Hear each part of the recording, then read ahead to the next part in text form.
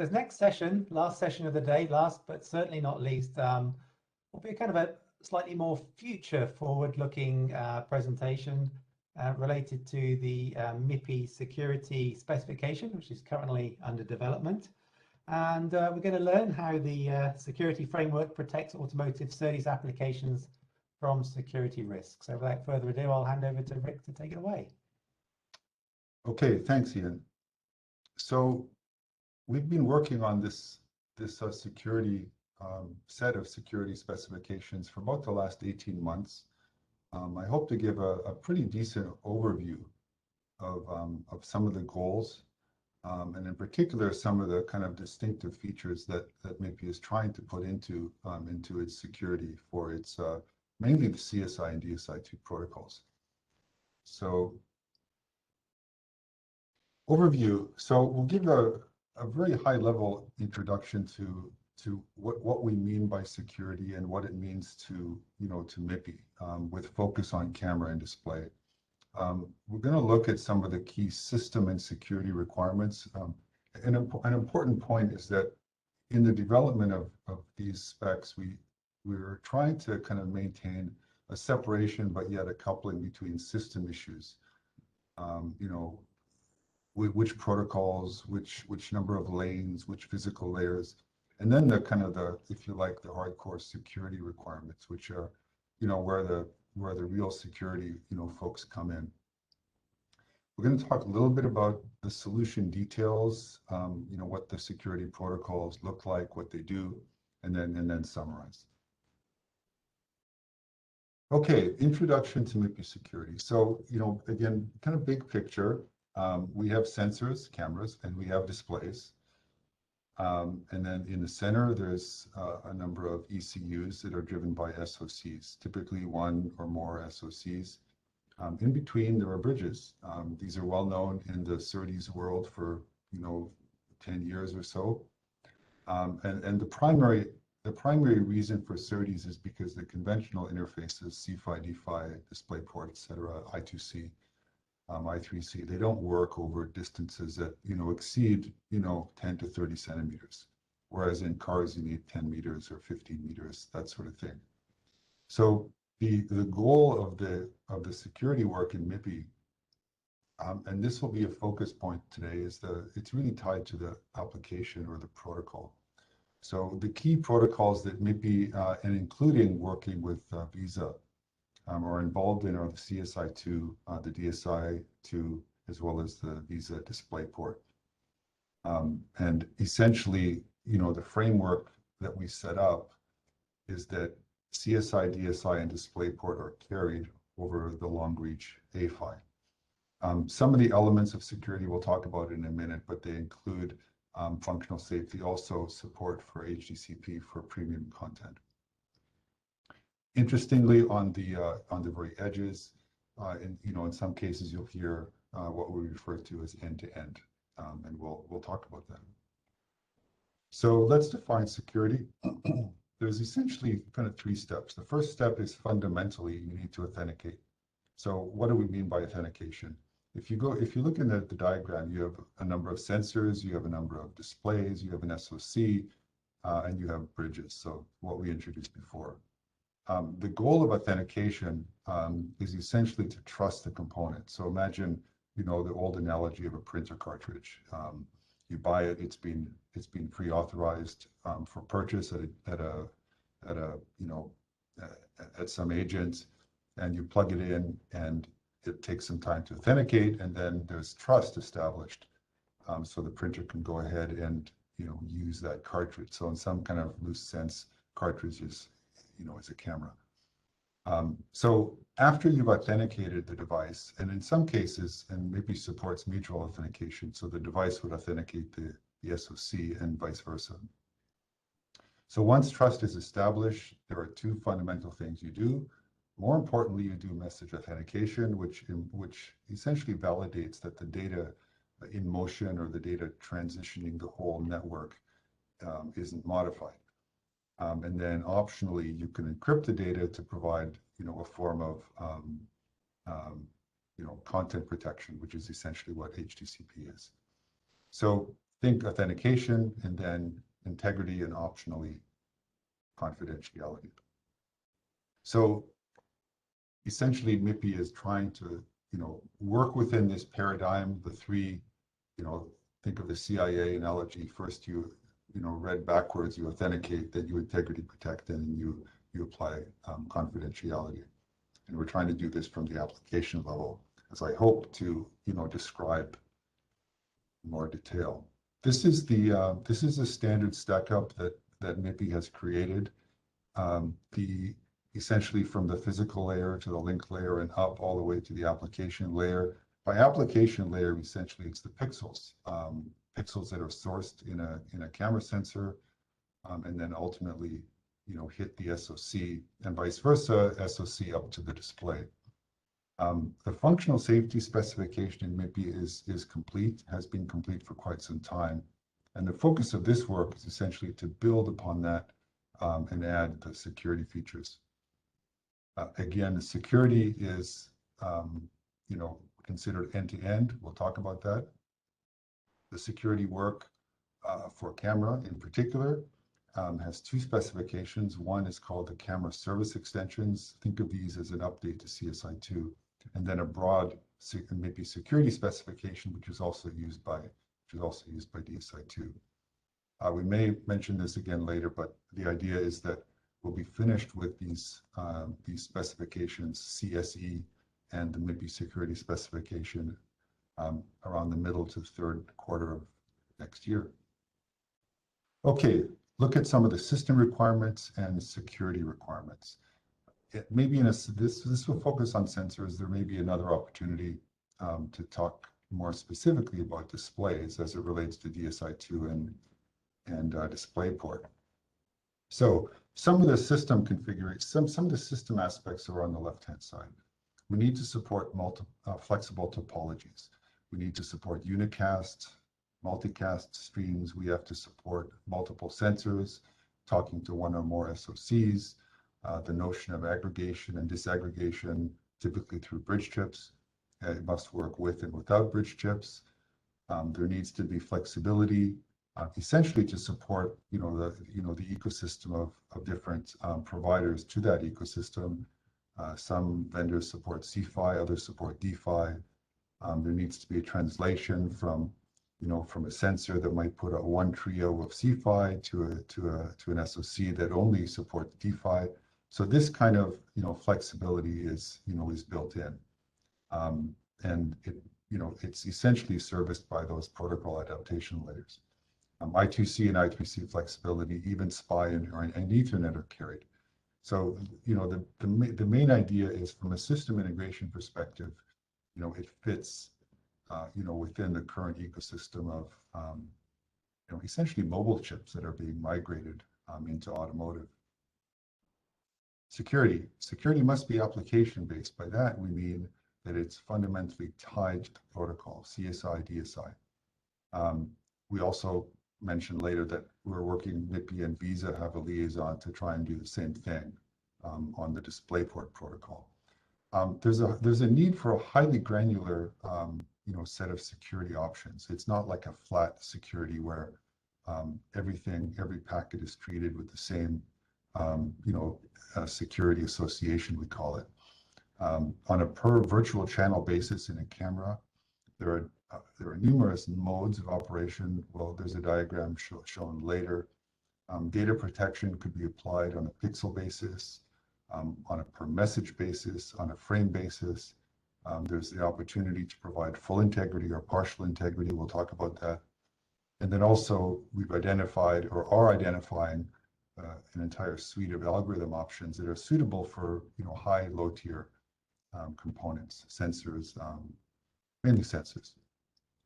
And as mentioned earlier, the whole notion is to have end-to-end security from the pixel source to the pixel sink at the application layer.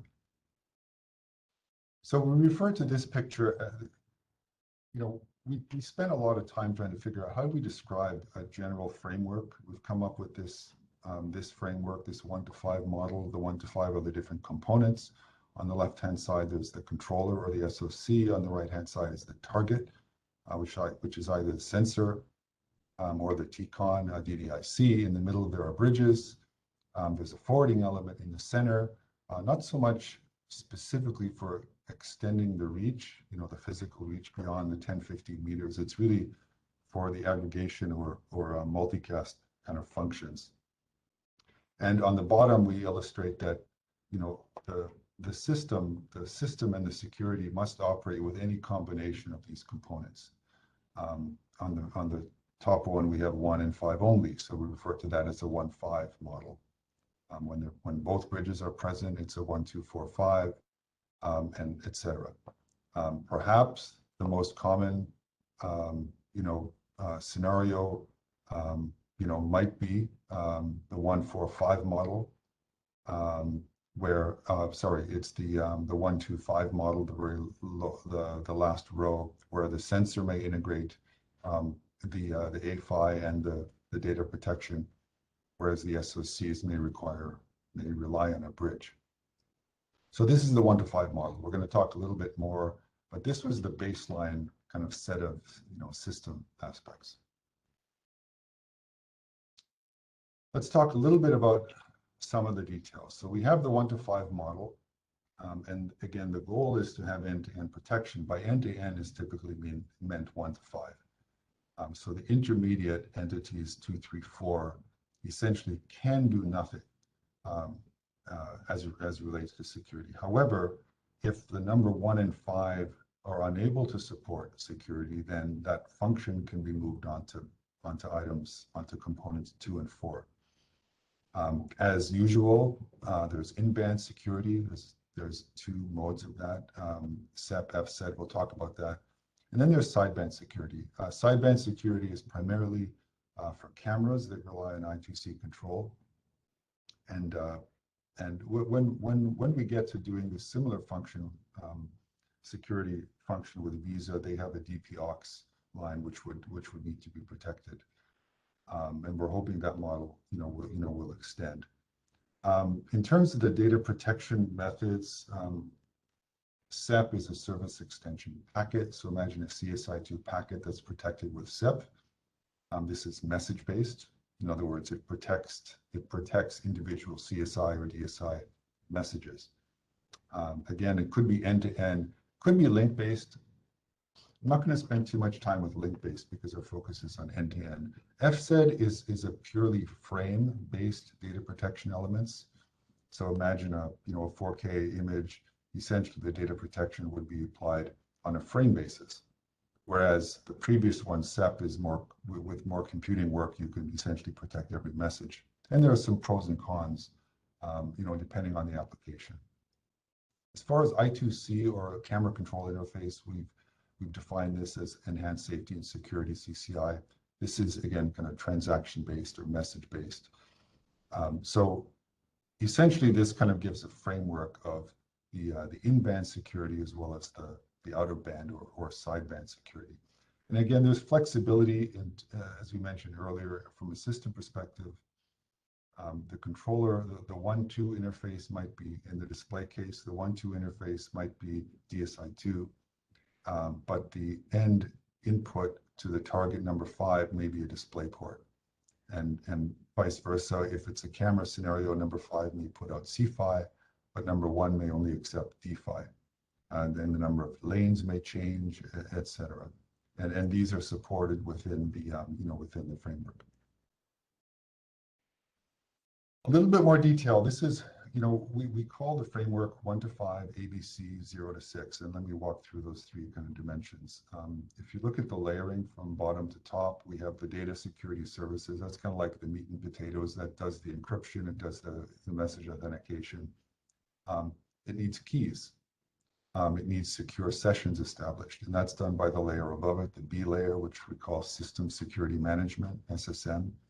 We refer to the suite of protocols there. Some of them are MIPI, some of them are borrowed, leveraged from DMTF.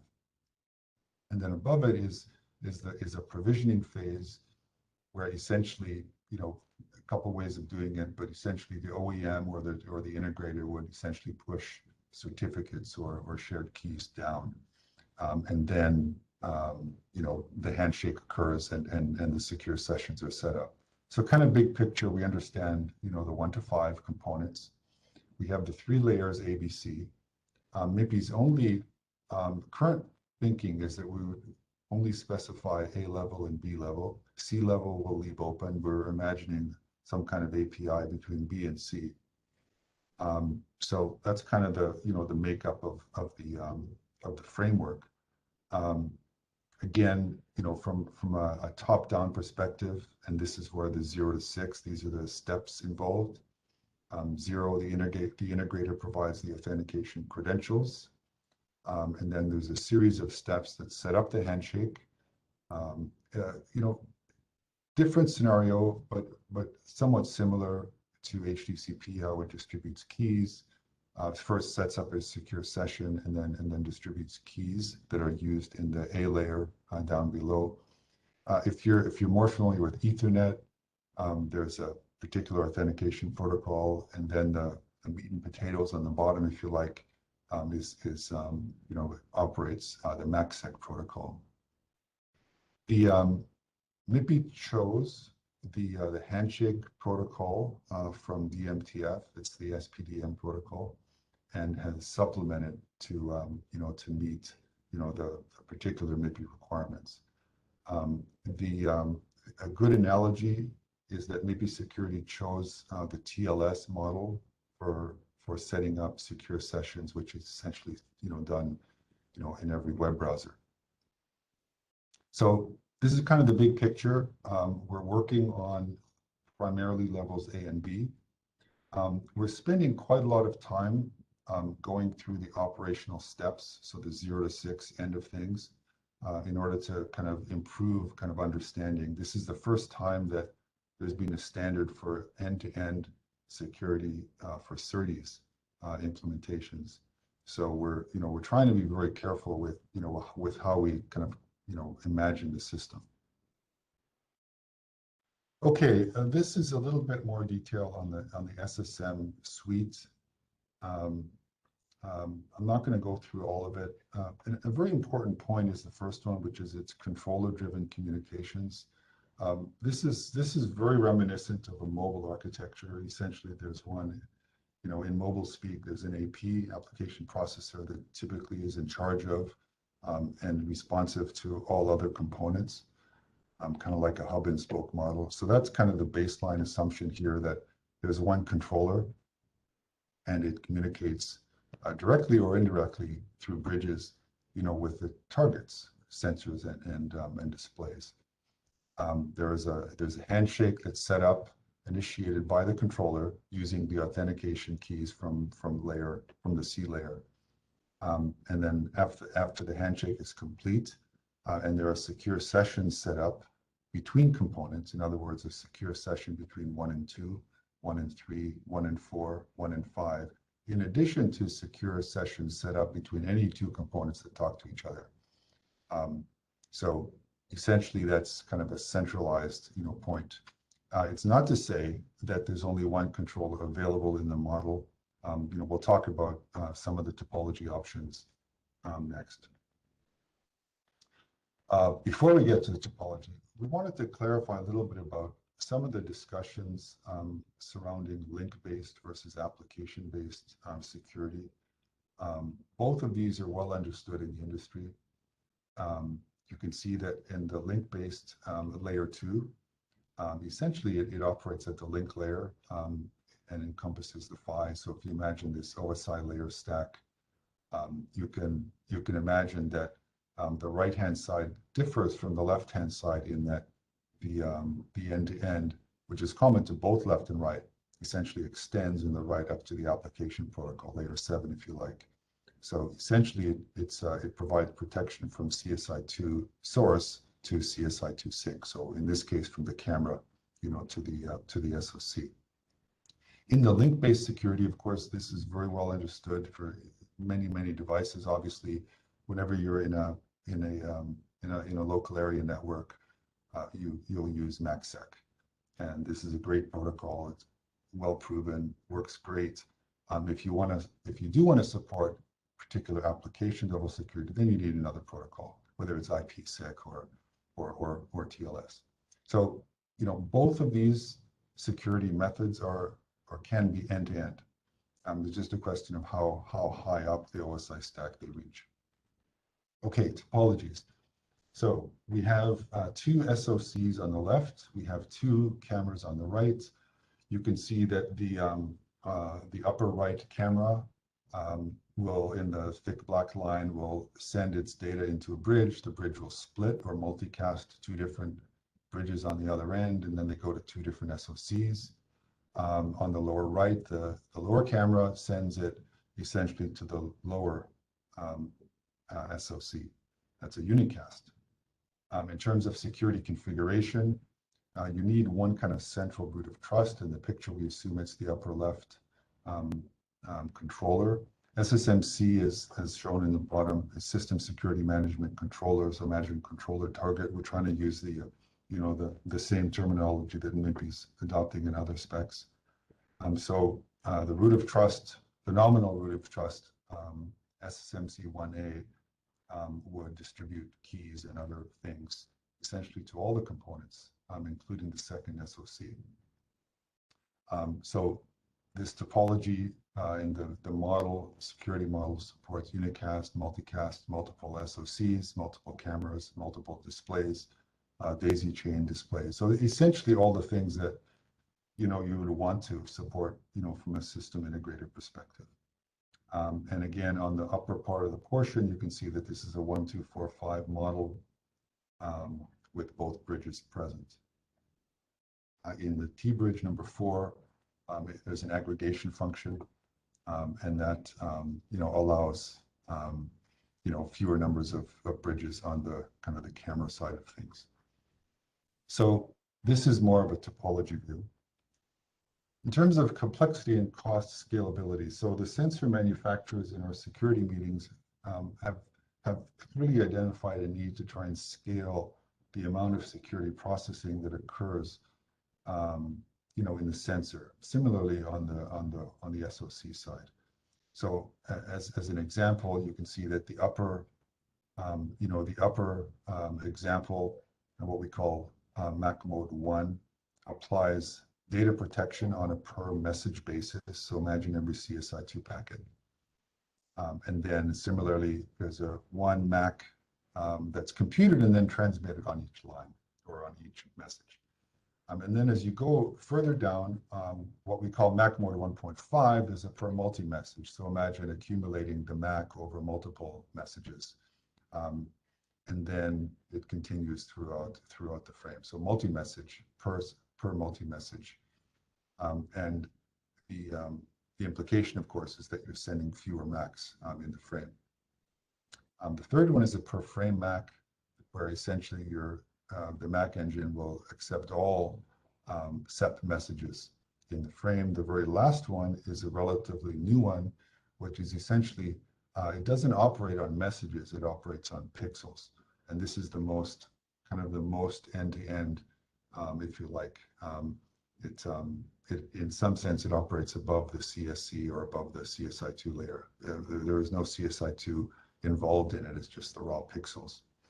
Again, in performance, you can imagine that AES GCM, which is used, pretty much everywhere for, more complex scenarios of security, it can be scaled down to kind of lower, less computationally expensive methods, such as, separate CMAC, and then followed with a separate AES counter mode core for encryption. So this just tries to illustrate, the suite of, performance requirements that are being built into the security spec. So in terms of summary, MIPI is developing an industry standard to protect sensor and display data streams. This includes, of course, the control aspects. MIPI is also liaising with Visa to develop comparable mass security for DisplayPort. The DisplayPort protocol is very different from CSI, DSI, but essentially the main, the model fits. There is a strong requirement to have DSI and DisplayPort operate in a seamless fashion in a car, essentially across a daisy chain. So, the primary effort is to make sure that it's done in a similar fashion. So that's essentially the purpose of the liaison to work jointly. Maybe CSI2 security for ADAS provides a system level solution. It's application based. It's end to end. MACsec is well understood. There's some kind of, in some sense, some controversy. There should be no controversy of MACsec versus TLS or the one MIPI chose. Essentially, they're doing different things. MIPI, because MIPI has chosen to operate at the application level, there was a necessity to scale across the different tiers of sensors, to provide very granular security controls in the specification. And again, all of the communications are protected at this application level. Security is initially targeted for automotive, but it's applicable wherever CSI2 goes. So some of us joke, if you like CSI2, you're going to love CSI2 security. The MIPI security version 1 and the CSE version 2 specs are targeted for third quarter of next year. Of course, we welcome, during the security meetings and the related functional safety meetings, we have very good attendance. Any broader perspective on the specifications, particularly some of the system level details, is very welcome. You can contact MIPI, to reach in. And then we are currently planning a MIPI security workshop in January of next year, where we'll have a number of different speakers go into a little bit more detail, on the solution and probably some of the opens that we see, again, mainly from a more system perspective. Okay, I think that's all for the presentation. Back to you, Ian. Okay, thank you, Rick. Great presentation. Lots of very detailed information there. Obviously, audience, please submit any questions via the Q&A box, and we'll do our best to address those.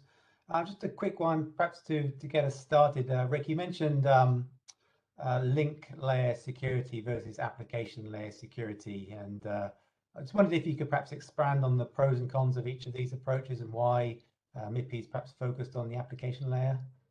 Right. So, with kind of a broad stroke, MIPI does a couple of things well. It develops physical layers, the PHYs. It also develops protocols. Essentially protocols are where most of the action is, from the perspective of integrators and making sure that all the requirements are captured. So in some sense, it was just a very natural place to go to. And when we were evaluating the set of protocol options, essentially, some of us immediately went to TLS. That was a little bit heavy, if you like. And it was very natural to, and then of course we found the MTF org, and they were essentially developing the SPDM specification, which is a lighter version of TLS. So in some sense, it was a very natural place to start.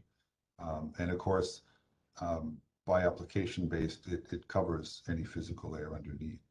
So in some sense, it was a superset of a link layer based security. So yeah, I think, part of, I would say, MIPI's strength is in the protocol. So that was the motivation. You mentioned there, obviously, the MIPI security specifications are looking to be based on DTMF and SPDM. Can you talk about, how kind of those that they were selected, kind of what process perhaps the group went through to kind of end up at selecting those protocols? Mm-hmm. Yeah, if you when we started to look at the the topology, it was very reminiscent of how PCI Express works in compute and servers. There, you don't have bridges, you have switches. A lot of the participants in early discussions in MIPI, also participate in other organizations where that topology is well understood. And very similar discussions, link-based versus end-to-end. In PCI Express, for example, you don't necessarily have the as explicitly defined the application layers. But it was largely, from cross membership in different orgs and understanding that the topologies are very similar, and that's what prompted, a deeper look. And once SPDM was internally decided, or at least recommended, there was some scrutiny, outside to a broader MIPI membership, and that's what we ended up with. Okay, yeah, thanks, Rick. That makes sense. The natural fit. Obviously, in your presentation, you ran through the kind of security framework. You talked about the 1 to 5 model, the ABC, 0 to 6. Why is there this need to kind of, define the model in such detail? Well, yeah. Well, essentially, we wanted. I think ultimately it boils down to folks understanding how the system works. Some folks are all into C-Fi, others are into D-Fi. Some folks haven't yet adopted I3C. So there's a number of system issues. And we wanted to kind of, and SerDes, this end-to-end security, I think I mentioned this, the end-to-end security model in SerDes is very new, especially the application, centric perspective. So I think it was essentially to kind of help people understand what we're doing and then build up, some kind of ecosystem that would, that would contribute to make it better. So, again, it's something new, and we wanted to make sure it was well understood. It certainly is. It's very, very clear. Just to sort of focus on the 1 to 5 model, you have this element in there, the A5 forwarding element. I must admit, when I first saw the framework, I was like, what's this A5 forwarding element? It's kind of, surprised me to see it. That's because I think it's always been there, but perhaps you could just tell us a little bit more about it, because it's probably an element that perhaps others are kind of not aware of, so to speak. Yeah, so the forwarding element is not, so typically SoCs and bridges and camera sensors, or if you like, the single chip or single module. By forwarding element, we don't necessarily mean a chip. It's essentially just a function. So in the topology picture, there was a multicast example, and in that case, that function is essentially a forwarding element. So it would take in a stream from a camera, and it would duplicate it, and then send it out to separate endpoints. So that function of kind of replicating is essentially served by a forwarding element. So forwarding element is essentially built into those aggregators, or those multicast elements. So it's typically not a separate chip. Yeah, I think that's why I got confused. I thought it was a separate component, but it's this logical entity. Yeah, it's a logical component. Yeah. Okay. Again, looking at this, the security framework that you put together, I mean, can you give any kind of comment about how heavy the security framework is? Obviously, some security frameworks are very heavy. They had a lot of overhead. What about the MIPI framework? Does it add a lot of overhead to the data traffic? So, right. So I guess one element of heavy is the fact that by using different, what we call MAC modes, you're able to kind of lighten the burden on the sensors. So you need not necessarily compute a MAC on every message, but in the limit once every frame. So that's a level of kind of downgrading the requirements on the sensor. So that's kind of more from the A level, from the kind of meat and potatoes, encryption and integrity protection. In terms of the handshake, if you look at the progenitor, the TLS handshake, it's somewhat complicated. SPDM lightens the load in some sense. There's always handshakes to be done. HTCP does it. The MACsec has their own. And it's just the nature of the game, that you do need to provide a handshake. In terms of quantifying it any differently, yeah, we probably have to get a more security person to quantify it. I'm just not that security person. I think we'll take that as an action, for the January, presentation to try and quantify it a little bit more. It certainly does exist. I'm just not the guy to, present it now. Okay, no worries. I want to put you on the spot there. Obviously, we're coming toward the end of our session now. You mentioned the kind of desire to do a future workshop. Can you kind of give any kind of more flavor to kind of why, the security group wants to have that industry engagement and kind of what they'd like to get out of that interaction with the wider industry? Mhm. Right. So essentially, it's to get feedback on the specification. I would say that we have a core group of about a dozen members from actually a broad group of companies, 6 to 8 companies represented. It's just a question of kind of going into more detail. We've been thinking it may be possible to pre-release an early version of the specification in some way.